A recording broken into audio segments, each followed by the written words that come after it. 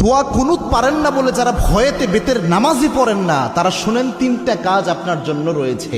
এই তিনটা কাজ করলে বেতের নামাজের পরিপূর্ণ সওয়াব আপনি পেয়ে যাবেন। সুবহানাল্লাহি ওয়া বিহামদিহি। ইসলাম যে কত সহজভাবে আপনাকে সমাধান দিয়েছে কল্পনা করতে পারবেন না। এই যে বেতের নামাজে যে দোয়া কুনুতটা আমরা পড়ি, এটা কিন্তু অনেকের মুখস্থ হয় না, যার কারণে অনেক বড় দেখে অনেকে বেতের নামাজই পড়ে না যে আমি দোয়া কুনুত পারি না, আমি কি বা পড়বো। অথবা অনেকে এমন রয়েছে বেতের নামাজে দাঁড়িয়ে দোয়া কুনুতের সময় চুপ করে থাকে, একটা শব্দ করে না, এরকম আছে অনেকে। তো এরকম কোনোটাই মাধ্যমেই আপনার কিন্তু দোয়া কুনুতের যে হক এটা আদায় হচ্ছে না। এবং বেতের নামাজ এটা কিন্তু ওয়াজিব একটি নামাজ, এই নামাজকে আপনি ইচ্ছা করে ছেড়ে দিতে পারবেন না, এবং ওয়াজিব সবসময় চাইলে আপনি তরক করতে পারবেন না। এই জন্য বেতের নামাজ গুরুত্বপূর্ণ।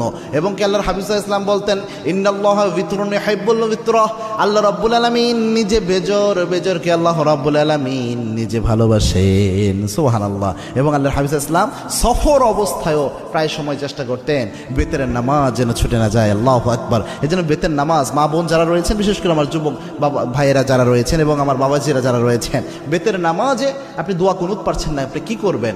প্রথম যদি আপনি দোয়া কুনুত না পারেন তাহলে আপনি যে দোয়াটা পড়বেন, রব্বানা আতিনা ফিদ দুনিয়া হাসানাহ ওয়া ফিল আখিরাতি হাসানাহ ওয়া কিনা আযাবান নার।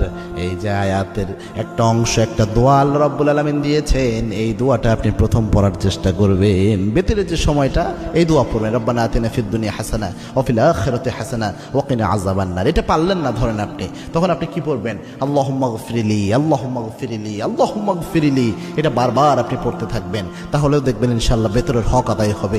3 নাম্বার হচ্ছে আপনি পড়বেন আস্তাগফিরুল্লাহ, আস্তাগফিরুল্লাহ, আস্তাগফিরুল্লাহ। তিনটার যে কোনো একটা যদি আপনি পড়েন, আশা করা যায় ইনশাআল্লাহ বেতরের হক সাময়িকভাবে আদায় হবে। তবে এটা এই সময় পর্যন্ত, যতদিন পর্যন্ত আপনার মুখস্থ না হয়।